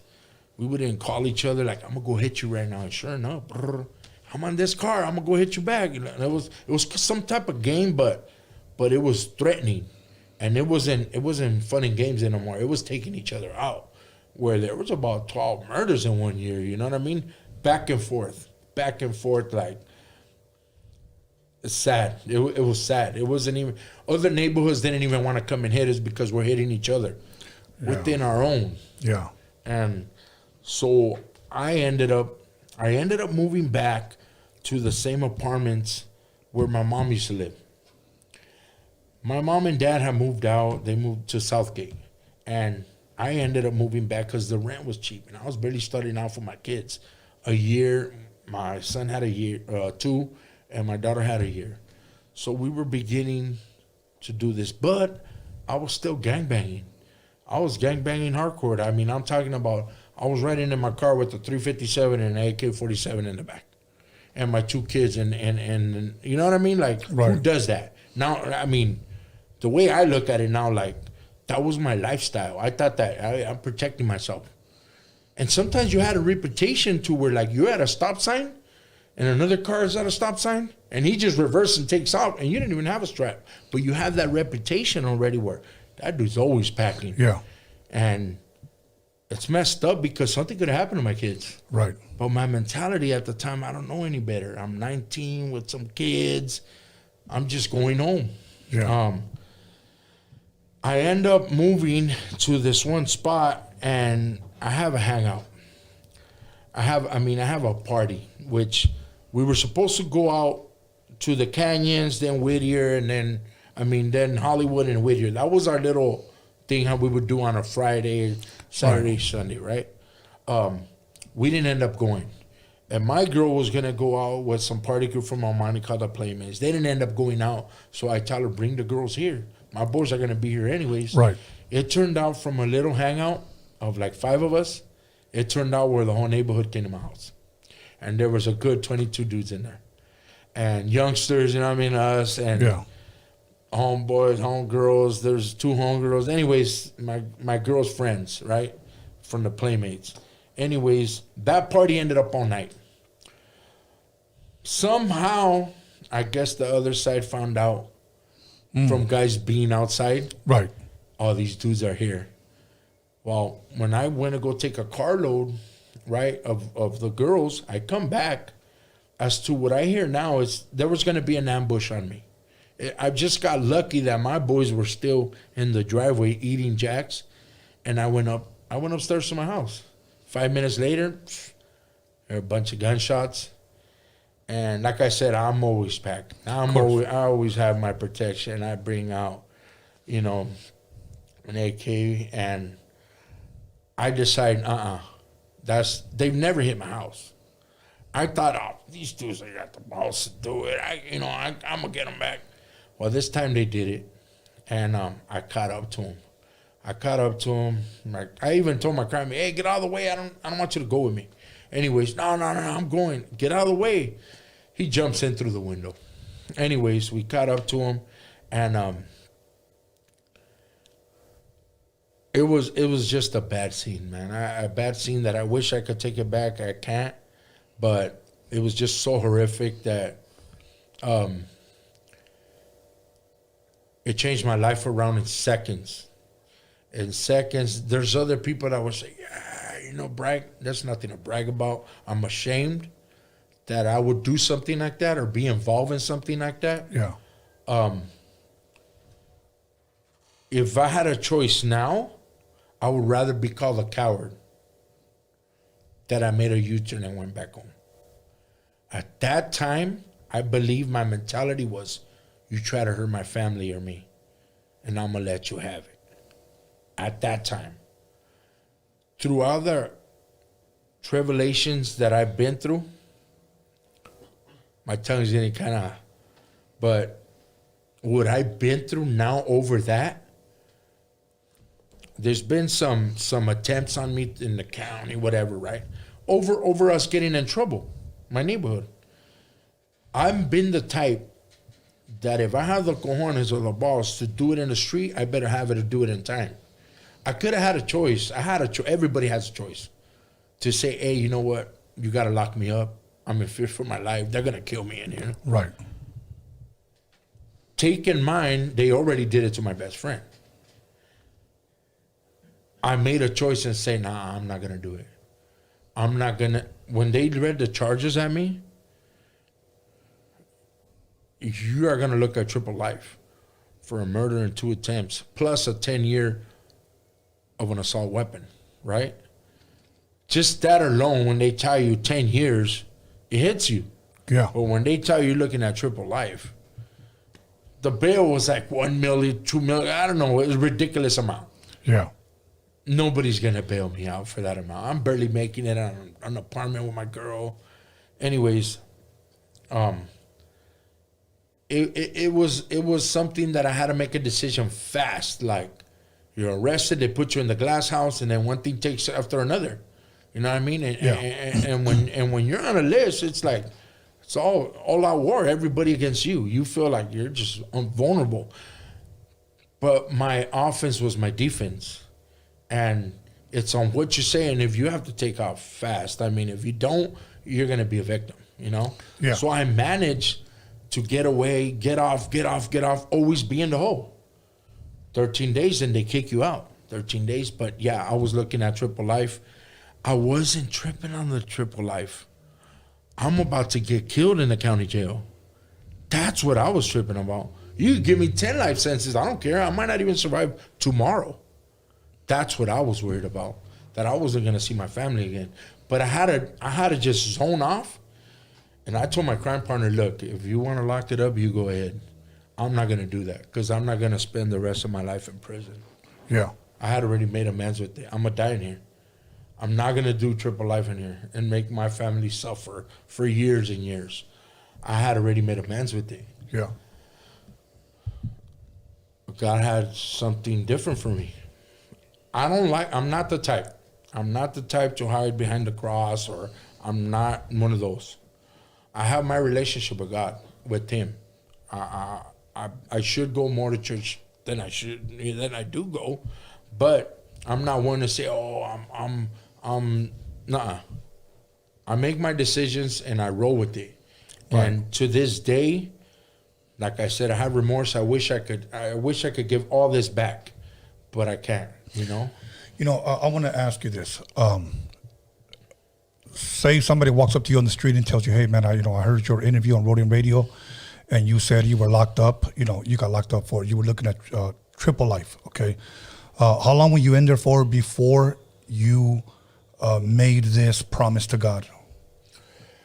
A year. Okay, because exactly from when I got arrested to my course started was 11 months. 11 months. Okay. And so, and what do you think really, if you will, inspired or motivated you to make that decision, to make that confession as far as God, I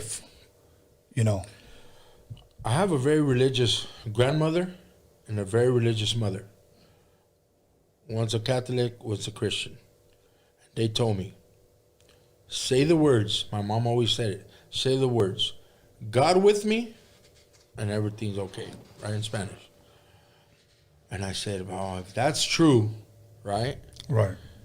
I said, I'm going to do it because, man, this is it right here. I'm going to fight for my life right now. And it's not in my hands. It's on a PD, not even a paid lawyer. I'm leaving my life and her to fight for me, right? So, what was she saying? I mean, let's be honest. Was she saying it's not looking good? You got to take a deal. It's looking terrible, or things are looking great. What was her words to you? My question to her was, are they offering a deal? I'm willing to take 30 years. That's what I said.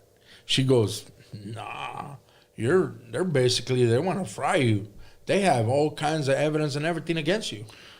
That was her response. Yeah, that sounds encouraging. Yeah, so I was like, well, whatever I can, she told me straight out, she goes, look, I could fight to get you a lesser included charge. I was trying to say it was self-defense. They shot him at first, I shot back. Right. There's no such thing back in 96, in April of 96, Right. There's no such thing. And I say the day because it's public record. Right. Whatever I'm saying, it's already happened. Yes. Got convicted on it. And there's no such thing as self-defense. Right. And so she said, we can include because I was looking at, they were either going to find me they tell the jury, you found him guilty of first degree or second degree. They both carry life. So even if they give you 7 to life, I was going to be in there for my rest of my life. And that's on one charge. Imagine the other 2 charges carry life as well. So I'm looking at it like a 19-year-old. I'm 19 at the time. I'm like, what can you do for me, you know? Now, mind you, when I first met her, I see this Oriental chick, small, 4 or something. And I'm like, are you kidding me? She goes, sit your fucking ass down. And I'm like, she goes, sit your ass down. Listen to what I got to say. And I was like, nah, you ain't going to fight for my life. Yeah. She goes, you don't know me. See, you're judging me. And I was like, when things started coming out of her mouth, I'm like, damn, she knows what she's talking about. Yeah. Yeah. She goes, I have all your history. I did my homework. This is what I do. I'm going to fight for you like it's my life. When I heard her say that, I'm like, let's do this. Let's do this. Right. She was in trial fighting to get me a lesser included charge of involuntary manslaughter. She convinced my jury, because there was 2 juries. I wanted a split trial. A trial for my crime partner, a trial for me, and whoever gets action helps the other one out. They were already hip on that. At 96, they were hip on it. They're like, nope, I could give you your jury, and I fought for it. I got my own jury. My jury was sitting in the stands, his jury. Everything that pertained to me, my jury would hear. And they were addressed, only what pertains to him is what you're going to hear. And they found me guilty of involuntary manslaughter. My jury felt that I didn't have intention to kill because I was at my home already, going to bed. My intentions were not to hurt somebody. Right. Okay. We went with it. I wanted to go under. I didn't get on the stand. I just wanted to go under the evidence, and they knew that it was my car. It was my weapons. There was people getting on the stand against, not my crime partner, but people getting on the stand against me, which to this day, I forgive them. I know they were scared. Yeah. At that age, they were scared. And I'm not one to throw stuff on people. No. It's done and over with. I'm here now. But that's when I remember making that promise to God. If I see daylight, I promise you that I'm going to do things to change people's lives with my story. So now, how much time did you end up doing before you were actually released? I got sentenced to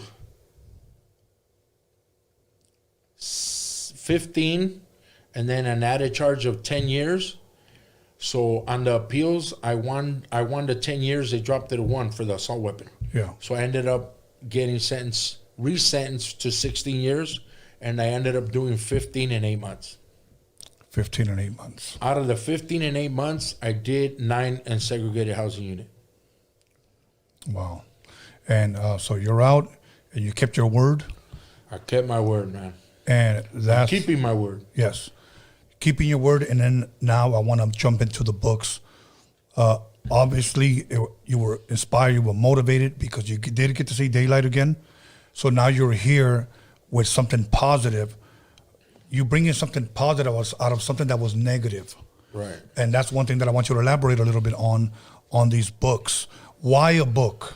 If anything, you could have filmed yourself talking, which I know you pretty much were doing now. Right. You know, but you decided to make a book. How old are these books, and which one of those was your first one? So my first one, okay, so it's self-explanatory. It's called Greenlight California Prisons. The reason why, and I know I thought about it. People would say, well, why would you name it that and this and that? So if I name it Purple California Prisons, nobody's going to buy it, first of all. Right. But this is what my neighborhood started as. You know what I mean? I know it's a controversial topic. I know it's like the kryptonite to every gang member, but that's what I went through. Me. And I'm not speaking for my neighborhood or anybody else. It's my story. What I seen, what I experienced. And it's all in this book? It's all in this book. Do you share about your family, your father, and everything on there as well? I do. Okay. My life is an open book now. I just don't name by name certain people. and I've given them certain nicknames. But if you were around in the trenches in them days, you know who I'm talking about. I don't like to do that. Of course. Because I don't like to get it. You know what I mean? Into like, why'd you put it out? No, it's the story's about me. How I wrote it, I believe it's perfect. I read it a couple of times. I even gave it to somebody to, like, what can I get in trouble by saying this and that? So everything that's in there, we've all got caught for. We've all did time for. Things, for example, that I write on there, it's either on court transcripts, I came out on the news. It's something that it's already been put out there.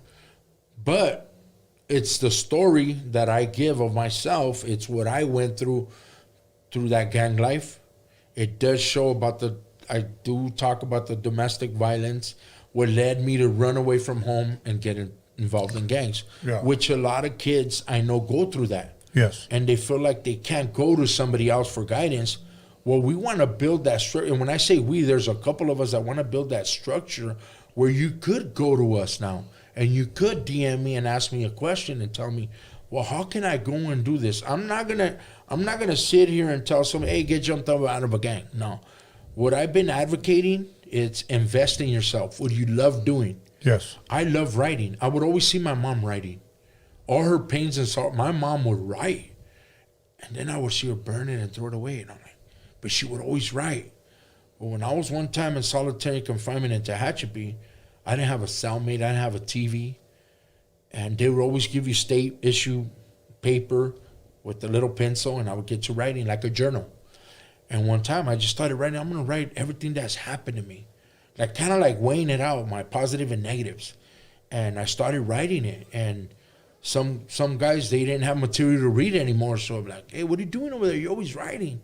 Let me read what you gotta write, what you've been writing. So I would pass it on in the shoe.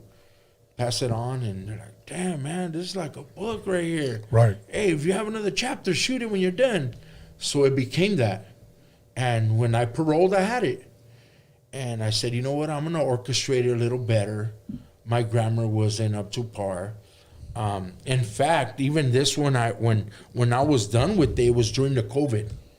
It was during the COVID, so I couldn't show it to anybody. Oh, okay. Like, hey, read it and tell me what you think. And maybe if I would have passed it on to, I know you love reading. Yes. I passed it on to you, you would tell me, hey, Bandit, hey, right here, man, your grammar, you know what I mean? You can tighten it up.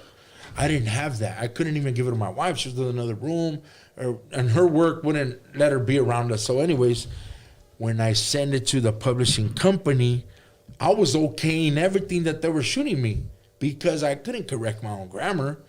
Come to find out, now that it's going good, the publishing company's re-editing it. Oh, okay. So it's a good thing. Yeah. But I'm not stopping the production, though. If they order it, they'll order it. But I started it in the shoe in 2006. Okay, now, that book is released, and what is the feedback that you have been getting? What are people saying about it to you? Fire. Like, you'll see comments, those that have read it, it's a good read. One college kid that told me, I wish I could tell you this in person, but you could tighten up the grammar. But as far as it's changing lives, it's been overwhelming. I didn't think it was gonna do this good. I'm gonna be honest with you. Okay. Because I would always hear, oh, you're lucky if you just get the money that you've invested in it. A lot of people think it's just writing a book. Nah, you go, there's a process into writing a book. Yes. Not any company would just take it. You could send them 10 pages and the publishing company will be like, you know, you have something here, but it's not for us. They kindly reject you. Right. You know what I mean? But when they actually, because they're going to put their name on you're putting their brand on a book, you know, that you wrote. So they actually have to see what you have. And then I saved my chippers for this. You know, I put it down in monthly payments, but it's a process. It's not just like, oh, I want to write and, you know, will you accept it? No, there's a way of writing.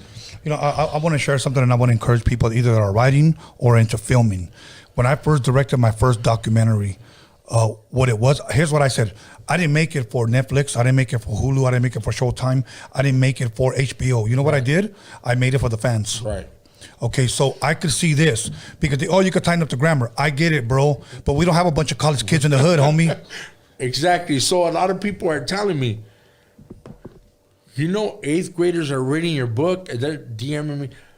Shout out to Coachella. A lot of the kids at Coachella got the book. They're reading it and they love it. You know what I mean? They even read it before they train. It's been overwhelming in a good way. Okay. They get it. Some of them get it. You know what? It's true. This is what I love doing. I used to just be writing. Now I'm doing murals, but I'm like, all right, cool. People are paying me for it. Or, dude, like, I want to play ball. And it's a good. I've been getting good feedback. You know what I mean? Okay. So now, how long was that one out before the red light came out? So this was August of last year, and this was in April. Okay.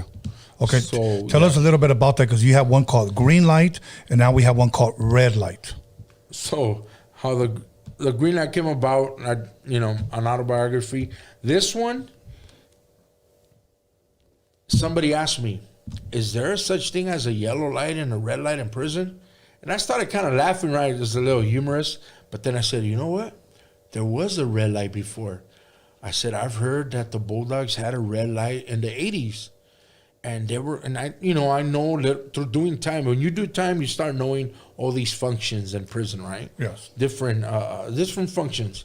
So I started learning about the Bulldogs and how they don't claim north and south. They branched off, and I actually did time with the founder, with one of the founders. His name's Crackers. Everybody knows that. So I started getting into knowing more of them.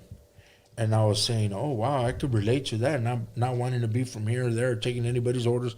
They have no shot callers, I heard. So it was like, oh, shit, we don't either, right? But that's where the red light came about. So because I like writing, I figured the intro is real. The intro is real. It's on the Bulldogs. So I said, you know what? I'm going to make a story of 4 brothers. Okay. We have 4 brothers. So I said, I'm going to use like my brothers in the story. The intro's real, but I did a spin-off, and I made up the own story. It just so happens that recently they're letting out the Bulldogs and regular mainlines. My scheme in my book, I wrote this about a year ago. Yeah. What I wrote in here is actually happening now, but I just made up the story. Right. Another thing that they almost boycotted my book was because in the story, I marry a Russian girl. Okay. And during the war that just happened, it was about to be released. They're like, oh, man, I don't think this is going to be a good idea. But you got to remember, I wrote this a year ago. Yeah. You know what I mean? Oh, but we might have problems with sales. I go, but that's up to me, though. You know what I mean? Right. But over the first book, not everybody that finished the first one, they're buying the second one. That's good. Yeah. So now your Instagram has been up on the screen. If somebody wants to buy those books, where can they go to purchase them? They could go to Doran's Publishing Company. Doran's. Okay. Doran's. They could go to Amazon, on Google, Walmart. Okay. Barnes and Noble. I do autograph books. Like they DM me and I, mail them out. And I send them a tracking number. Any pop up as far as like for somebody to sign? I mean, like, hey man, are you going to be attending here so that I can show up? And I tried not to because of what I mean. The history of us. There's just a lot of people that still might have a little hate towards me, or I know I'm doing well, but I still got to keep my guard up. I try not to. Right. I try not to. So I just do DMs if they trust me enough. If not, they could, order the book through Amazon, Barnes and Noble. Let me ask you this. Your life has turned around for something positive. Yes. You have made a promise, and not only have you kept your word, but you're keeping your word, and you're moving forward. And now through these books, through your writing, through your heart, you're helping, changing lives, and encouraging and motivating the next generation, which is the beautiful thing. Okay. In the midst of all of that, do you still receive hate from possibly dudes from the old neighborhood, or just dudes that like, I heard about you, or do you still receive any type of feedback like that? I haven't, but I've heard that some of my boys have. Okay. I'm not for sure 100% if it's just rumor, Right. but I hope that it's not true. Because if it is, I'll shut it down. This is not about hurting anybody. If you read the book from the beginning to the end, it's 188 pages. If you read it through, you'll see the redemption in it in a positive way. Not anything, no disrespectful towards the opposition or anybody. And that's why, again, I don't put names on my story, right? Right. On the first book. So for the most part, I've only got positive feedback. Good. Sales went up. If I'm sure if they had something against the book, I would have already heard it. Okay. You know what I'm saying? It's a small world where if somebody doesn't want the book to go out, it's almost gonna be a year. Right. You know what I mean? Okay. But I do have my righteous boys, like today before coming, got their phone calls, do what you're doing, keep on doing what you're doing. Those that matter know what you're doing. Yes. And yes. You're good. So Let me ask you this, because I know you mentioned God. Do you consider yourself a religious man, or do you consider yourself just a man of faith? I have a relationship with God. Okay. That's what I always say. And this relationship, like I said, it's been through the course of from when I started my trial. Things have happened to me that I'm appalled by it. I still sometimes don't believe it. Yeah. But I'm keeping my word as a man, because I've always kept my word. Yeah. And I believe my faith is gonna get stronger and stronger because I have that relationship. Yeah, that's a good thing. You know what? And that's one thing, like, I've met people that do not consider themselves religious, but they'll say, you know what, I have faith in God, and you know what I mean? Like you said, I have a relationship with God. I'm a man of faith, you know, because I believe that religion is man-made, and that's why I asked that question, you know, but I do believe in a relationship with God like yourself. Never put yourself in a box where somebody says, well, what are you? I'm a Pentecostal, Apostolic, I'm a Baptist, I'm an Anglican, I'm a Presbyterian. I don't put titles on anybody or even on myself, okay? Because right away, people want to put you in a box. So I like the fact that you say that you just have a relationship with God, and we'll leave it at that. Yeah. Okay. Now, what in 2022, what can people expect from Tony Alvarado? More books, possible documentary, fill us in. So a lot of the youth has been asking movie. So I said, you know what? I want to write my own script. I've had opportunities to have somebody else do it, offers. Right. I've shut them down. I've had this one person tell me, look, I could work with you, this and that, but it just wasn't for me because it was going to be just about violence. I don't want, like I said, we were talking about movies. Let's just say I want a movie to be with the message right. And in order for them not to change the narrative, I have to be the writer. Yes. Because I want fully 100 rights, or at least most of it, so that they don't change the narrative. Because I don't want to be there's going to be violence in my story, but I don't want that to be what they're going to analyze. Right. Because I want the message to be right and not to offend anybody. You know what I mean? Like, because at the end of the day, where it comes down to, like I said, I know where I came from. If I was to diss that neighborhood where I was from, I'm dissing myself. Of course. So who am I as a character? I want to bring out my city where I was from. You know what I mean? And a writer came out of there. So yes, I already wrote the script. It's being edited. I want to do it with the right people. And because, like I said, I don't want them to change it on me and make it about mostly violence. No, I want to be, and I'm going to throw it out there because it's kind of like, you remember that old movie Warriors? Of course. Okay, so everybody against that little neighborhood. So I wanted to, that's what we were. But at the same time, my story in it. Yeah. So either me narrating it, but being about somebody that came through that and became a writer. What about like if somebody wanted to invite you to their either to a function or a church for a lecture or a speech, would you be open for that? So I'm booked in Apple Valley for next year. We're shooting for troubled kids. It's 2 programs they have. Okay. I'm not gonna mention the names right now because it's not in concrete, but the offer was given to me, and we've been trying with Marvelous to see if we go and talk at juvenile halls. They've been giving me the runaround on phone calls. Oh, I'll call you back, this type of deal. But we're gonna keep on trying.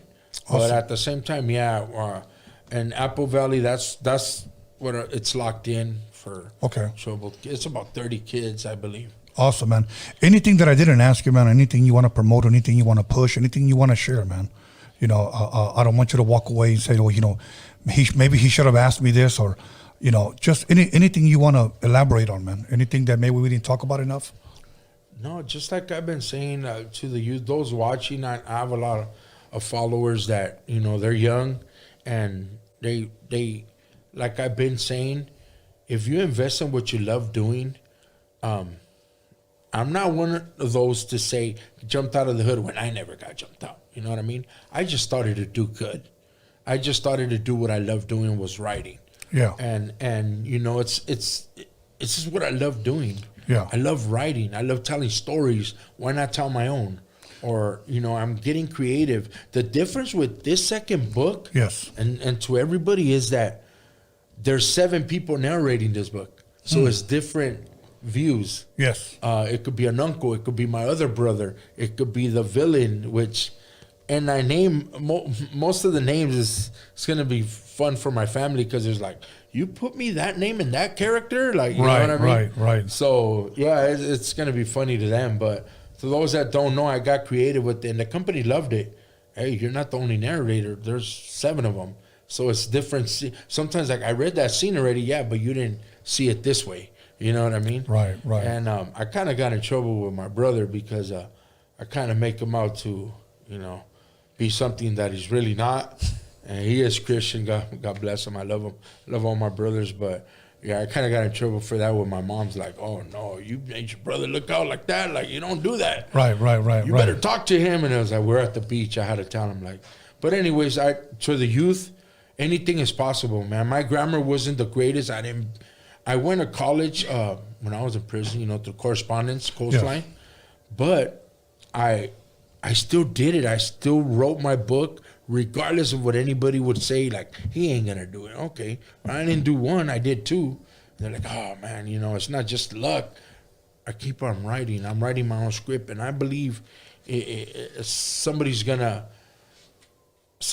love it. Awesome, man. You know, hopefully it comes through. And awesome. I want to take this time to thank you for having me. I really wanted to come in your show. To be honest, it's thank you, man. I've heard good things about you. I've seen some of your interviews, and again, when I heard you say, you know what, I interview artists, and I said, man, I found that. I know in the definition, an artist might be a painter and all that, and a writer might not be, but I think I found into that category. Well, you know what? I'm just glad to be able to call you author, Tony Alvarado. Yeah, I don't want to be called exactly. When you ask me that, it's just some people, former gang member. No, I'm an author.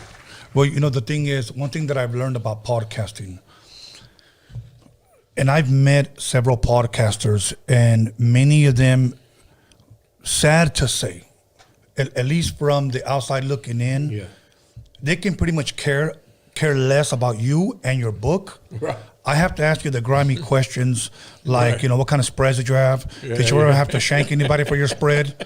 And then I make a clip, you know, Bandit shanked somebody for a spread. So I can get 70K views. Yeah, no. I don't like to exploit our people like that, bro. Yeah, thank you. And thank you for letting me be me. Yes. I was myself. Awesome. Shout outs, anybody you want to shout out? My kids, my 9-year-old Hope. It was my pride and joy. She gives me the inspiration to write. Her creativity. I love you. I dedicated this book to her. She can't read it until she's in college. I put it on. Okay. But shout out to her siblings, my daughter Natani, Hope, Ruben, Anthony, and my 6 grandkids. My dear wife. Every time I go somewhere, man, she gets a little, like worried for me. Because she loves you. And she's my backbone. I'm here because of her. She was there through me through the rough times, man. My trial, through what I went through in the county, and she would visit me all the way up to Folsom Prison, It's hardship. There's another side to this that, people don't know, and it's your family suffers. You're not the one just suffering in there. Your family suffers. Mother's grandma, I remember I thought they were going to have like a heart attack one time, knowing that, just stuff that I was going through that. And your kids are being raised without you.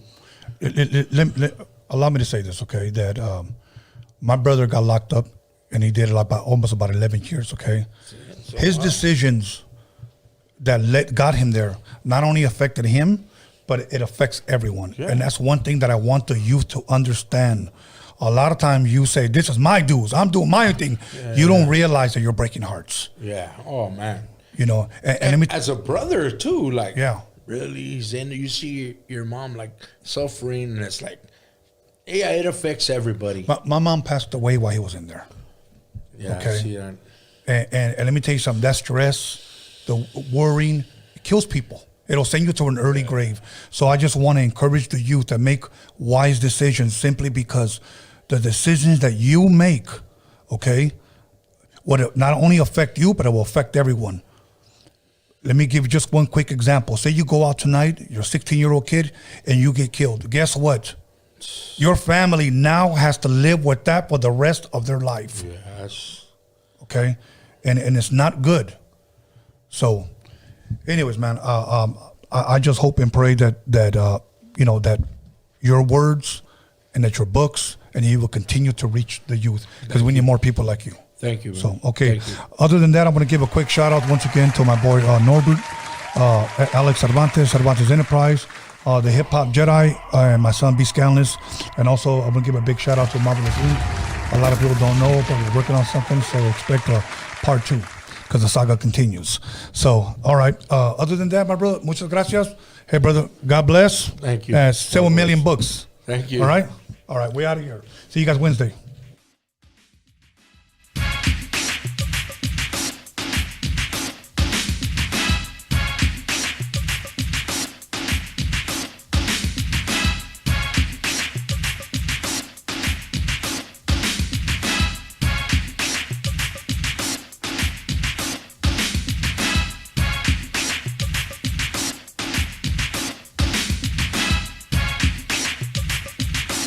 Real trap shit.